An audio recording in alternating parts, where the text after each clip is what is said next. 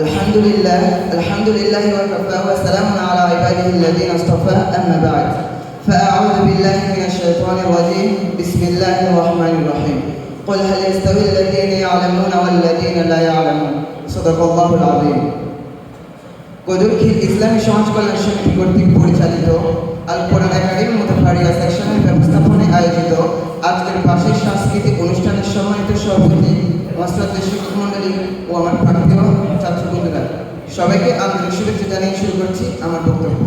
সম্মানিত উপস্থিতি, আজকে আমি আমার বক্তব্যের বিষয় হিসেবে নির্ধারণ করছি জ্ঞান বিজ্ঞানে মুসলমানদের অবদান। সম্মানিত উপস্থিতি, মানব সভ্যতার ইতিহাসে যেসব জাতি জ্ঞানের প্রতীক প্রচলিত করেছে মুসলমানরা তাদের মধ্যে অন্যতম অগ্রগণ্য।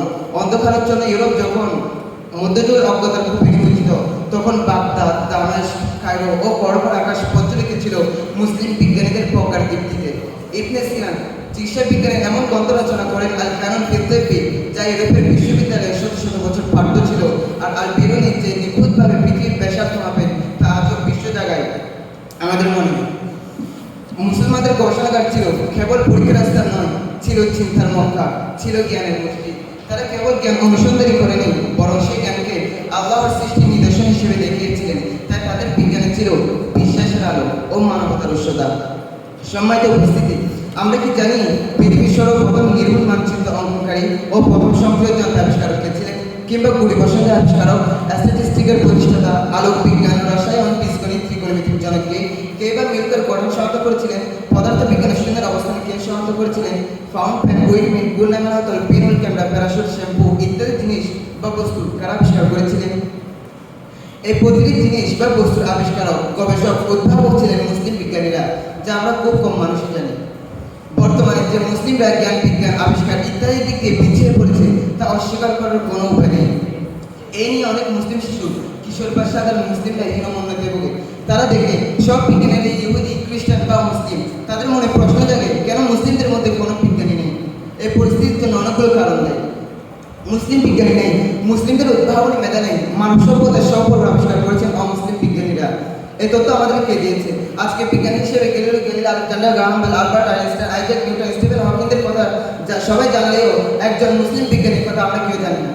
অথচ আজ পশ্চিম বিশ্ব যে থিওরিগুলোতে বিভিন্ন প্রযুক্তি আবিষ্কার করছে তার অধিকাংশ থিওরি আবিষ্কার করেছে মুসলিম বিজ্ঞানীরা। অথচ আমরা একজন মুসলিম বিজ্ঞানী নাম বলতে পারি না। কেন এমনটা হলো? এর কয়েকটা কারণ। এক, ক্রুসেডারদের সুদূর প্রসারী ষড়যন্ত্রের অংশ হিসেবে ইসলামী সমাজক আড়াল করা বা মুসলিম বিজ্ঞানীদের পরিচয় লুকানো, তাদের পরিচয় নানা বিভ্রান্তি সৃষ্টি করার কিন্তু প্রচেষ্টা।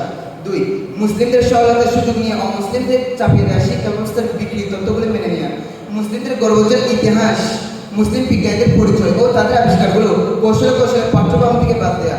তিন, বর্তমানে এই বিষয়গুলো জানার ইচ্ছা থেকে পড়ালেখা না করা। 750 থেকে 558 পর্যন্ত ইসলামের স্বর্ণযুগ বা ইসলামিক রেনেসাঁ হিসেবে পরিচিত। এ সময় মুসলিম সভ্যতা জ্ঞান, বিজ্ঞান, আবিষ্কার, রাজনীতি, বাণিজ্য, ভূখণ্ড, দর্শন সব দিক থেকে স্বর্ণশিখর আরোহণ করে। এই সময় মুসলিম সভ্যতার সাথে অন্য সভ্যতার তুলনায় ছিল না। এই সম্পর্কে ঐতিহাসিক ত্যাগ বলেছেন, ইসলাম তার ক্ষমতা, শিক্ষা ও শ্রেষ্ঠত্ব সভ্যতার তুলে বিশ্বে 500 বছর আধিপত্য করেছে। কিন্তু ক্রুসেডারদের পরবর্তী প্রজন্ম এই সময়টিকে মুসলিমদের গর্বোজ্জ্বল ইতিহাসকে বিকৃত করার জন্য অত্যন্ত সুচিন্তিতভাবে নানা প্রচেষ্টা চালায়। তারা তাদের দূরদৃষ্টি বাস্তবায়ন করতে গিয়ে এই সময়টিকে অর্থাৎ মধ্যযুগকে অন্ধকার ও পরবর্তী হিসেবে চিহ্নিত করতে চেয়েছিল।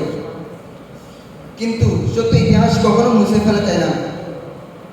হ্যাঁ, মধ্যযুগ অন্ধকার ও পর্বত ছিল, তবে সেটি মুসলিম সভ্যতা নয়। তখন গোটা ইউরোপে অন্ধকার ও কুসংস্কার জন্য ছিল। সম্মানিত উপস্থিতি, অবাক করার বিষয় হচ্ছে পশ্চিমা স্বর্ণযুগের মুসলিম বিজ্ঞানীদের নানান বই ল্যাটিন ভাষায় অনুবাদ করতে গিয়ে অত্যন্ত অদ্ভুত ও গৃহীত এক কাজ করে বসে। তারা ইতিহাসে প্রথমবারের মতো অনুবাদের পাশাপাশি মুসলিম বিজ্ঞানীদের নাম পর্যন্ত পরিবর্তন করে ফেলে, যেটিকে তারা বলে ল্যাটিন ভাষার নাম অনুবাদ। আচ্ছা, আপনারা বলেন, নাম কি অনুবাদ করা যায়? বা নাম কি অনুবাদ করার মতো কোনো জিনিস? তারা মুসলিম বিজ্ঞানীদের এমন এমন নাম দেয় যা শুনে বোঝার ওখানে যে তারা আসলে মুসলিম। মুসলিম লেখক ও মুসলিম বিজ্ঞানীদের নাম বেশ বড়সড় হলেও ল্যাটিন ভাষায় তাদের নাম দেওয়া হচ্ছে একটি মাত্র শব্দে।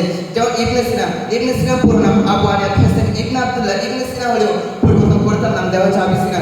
বীজগণিতের জনক আল-খাওয়ারিজমির নাম দেওয়া হচ্ছে অ্যালগরিদম। নির্ভুল মানচিত্র অঙ্কনকারী আল-ইদ্রিসের নাম দেওয়া হচ্ছে জেসিস। শুধু এই কয়েকজনের নাম নয়, বরং সব মুসলিম বিজ্ঞানীর প্রতি তারা এই অবিচার করেছে। তাদের দেওয়া নামগুলো যখন কোনো শিক্ষার্থী বা যে কেউ প্রথমবার শুনবে, তারা কখনো চিন্তা করবে না যে তারা আসলেই মুসলিম। নাম শুনে তাদেরকে অমুসলিম হিসেবে ভেবে নেবে। তারা শুধু নাম বিকৃত করা পর্যন্ত দেখেনি, এমনকি তাদের পরিচয় নামে বিভ্রান্তি সৃষ্টি করেছে। যার রসায়নের জনক জাবির ইবনে হায়ান এমন এক চক্রান্তের শিকার। ইউরোপের এক ঐতিহাসিকের দাবি, তিনি বলেছেন জাবির ইবনে হায়ান ছাড়াও আরো একজন জাবির ছিলেন, তিনি ইউরোপের অধিবাসী। এমন আরো অসংখ্য উদাহরণ রয়েছে। সম্মানিত উপস্থিতি, এবং আমাদের অবস্থা নিয়ে কিছু বলা যাক। আমরা কি মুসলিম বিজ্ঞানীদের পরিচয় ও তাদের গবেষণা, তাদের আবিষ্কারগুলো সম্পর্কে জানার চেষ্টা করেছি? তাদের নিয়ে লেখালেখি কিংবা আলোচনা করছি? আমাদের শিশু কিশোররা কি গেলিলিও আলেকজান্ডার গ্রাহামের পাশাপাশি নাসিরউদ্দিন তুসি, আল-ফারাবি সম্পর্কে কখনো জেনেছে? তাদের সম্পর্কে কখনো পড়েছে? বিজ্ঞান বিষয়ক শিশুদের কিশোর লেখাগুলো কি তারা তাদের আবিষ্কারগুলো সম্পর্কে কখনো পড়েছে? কেন এমনটা হলো? আসলে এই বিষয়ে পশ্চিমা রাজ্যের নীতি বা শিক্ষা ব্যবস্থা আমাদের উপর চাপিয়ে দিয়েছে। আমাদের পরাজিত মন মানসিকতাও তার বিনানিদের মেনে নিয়েছে। জ্ঞান বিজ্ঞান মুসলমানদের অবদান অন্যান্য ধর্ম ও জাতির তুলনায় অনেক বেশি। ইসলামের সূচনা থেকে শিক্ষা দীক্ষা, জ্ঞান বিজ্ঞান, সভ্যতা, সংস্কৃতি মুসলমানদের যাত্রা শুরু হয়। জ্ঞান বিজ্ঞানের প্রায় সব জায়গায় মুসলমানদের অবদান রয়েছে। জ্ঞান বিজ্ঞান চর্চাকে যেহেতু ইসলাম মর্যাদা করে উৎসাহিত করেছে, ফলে যুগে যুগে অনেক মুসলিম মনীষী জ্ঞান বিজ্ঞানে উল্লেখযোগ্য অবদান রেখেছেন। মানব জীবনের যাবতীয় সমাধান মহাগ্রন্থ আল কোরআন রয়েছে। তারা কোরআনকে পর্যবেক্ষণ করে মানবতার কল্যাণে বিভিন্ন বিষয় আবিষ্কার করেছেন। চিকিৎসা শাস্ত্র, রসায়ন শাস্ত্র, পদার্থবিদ্যা, উদ্ভিদবিদ্যা, জ্যোতির্বিদ্যা, গণিত, ভূগোল প্রভৃতি সহ বিভিন্ন বিষয়ে তাদের অবদান লক্ষণীয়। সম্মানিত উপস্থিতি, জ্ঞান বিজ্ঞান মুসলমানদের অবদান যেন এক অনন্ত আলো শিখা, যা যুগে যুগে মানব মনকে আলোকিত করেছে। আজ আমরা যদি সে গৌরবময় অতীতের দিকে ফিরে তাকাই, তাহলে দেখতে পাবো ইসলামের শিক্ষা ছিল জ্ঞানের প্রতি প্রেম, চিন্তার প্রতি শ্রদ্ধা এবং গবেষণার প্রতি উৎসর্গ। তাই প্রয়োজন সে ঐতিহ্যের শিকড় নতুন প্রজন্মের হাতে পুনরায় রোপণ করা, যাতে মুসলমানরা আবারও জ্ঞানের অগ্রভাগে দাঁড়িয়ে পড়তে পারে।